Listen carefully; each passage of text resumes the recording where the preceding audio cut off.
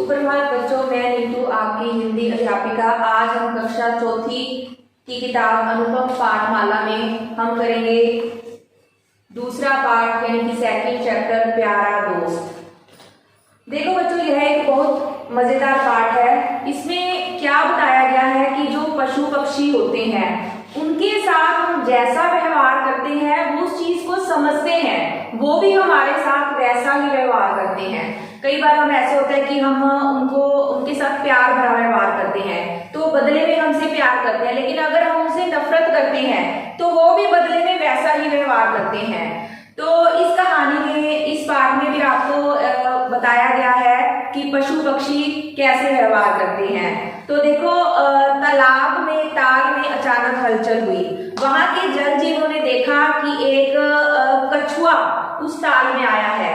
तो सारे जल जीव थे, जल जीव होते हैं जो जल में रहते हैं, तो वो आकर कछुए के पास आ गए कि तुम यहाँ कैसे, तुम कौन हो। वो कहता है कि मैं आपको अब अपनी कहानी बताता हूँ। अब देखो, ये जो कछुआ है वो ताल के जीवों को अपनी कहानी बता रहा है।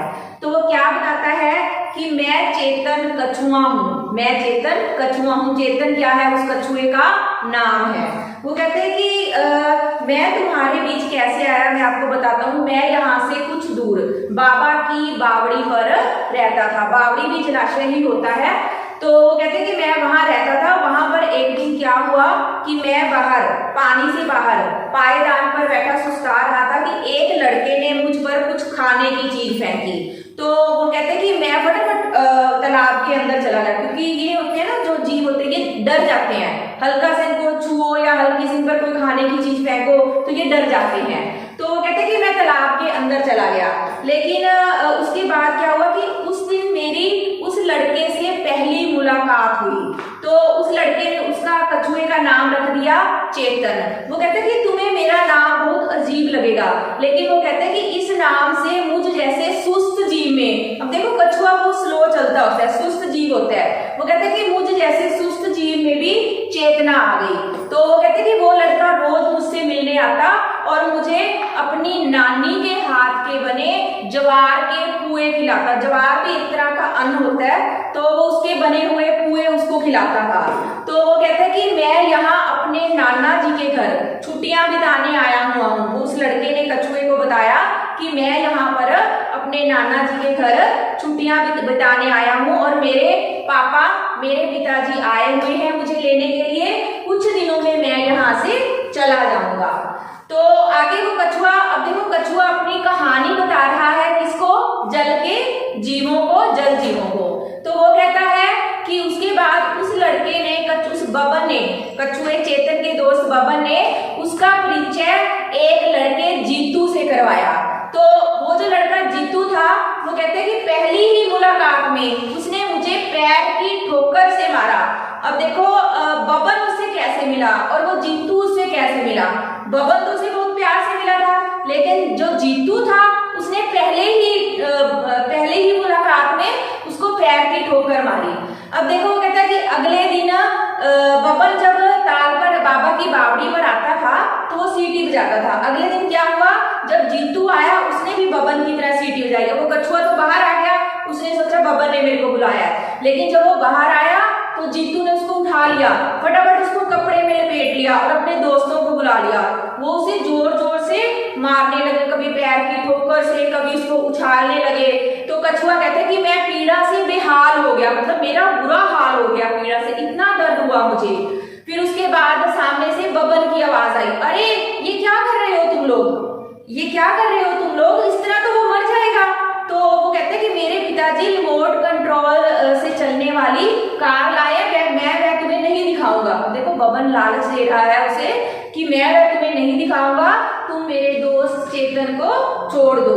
तो आगे से जीतू ने क्या शर्त रखी कि हम चेतन को छोड़ेंगे, लेकिन इसके बदले आपको मुझे रेलगाड़ी पर चलने वाली पटरी पर चलने वाली रेलगाड़ी देनी होगी। अब देखो, बच्चों को क्या लालच होता है? बच्चों को खिलौनों का ही लालच होता है। तो वो कहते हैं कि मैं दे दूंगा, लेकिन तुम इसे छोड़ दो। अब देखो, जब जीतू उसे छोड़ छोड़ने लगा।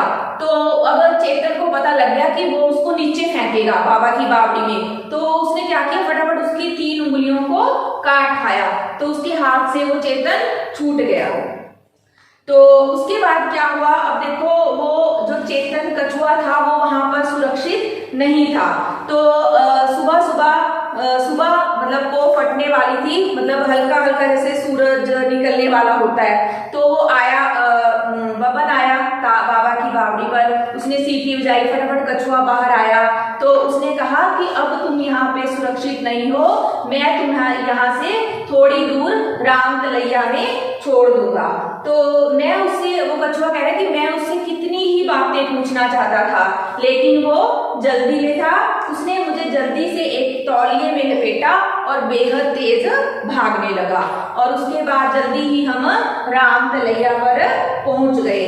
दोस्तों उसके बाद बोला वो बबन चेतन को बोला कि तुम यहाँ पर सुरक्षित हो, जीतू को अब तुम्हारा ठिकाना मालूम नहीं है, तो ताल में जाओ दोस्त, मुझे भूल ना जाना, अगली छुट्टी पर मैं तुमसे यहीं मिलने आऊंगा, जाओ अब जाओ। अब सारी कहानी वो किसको सुना रहा है, सारी कहानी वो जल के जीवों यानी कि जो मछलियां वगैरह उसमें रहती उसको सुना रहा है। तो सारी कहानी सुनकर छोटी मछली बोली, ओह कैसा प्यारा दोस्त है बबन। वो कहता है कि हाँ, मैं उसे दूर तक, जब वो गया बबन तो मैं उसे दूर तक देखता रहा और पानी में उतर आया।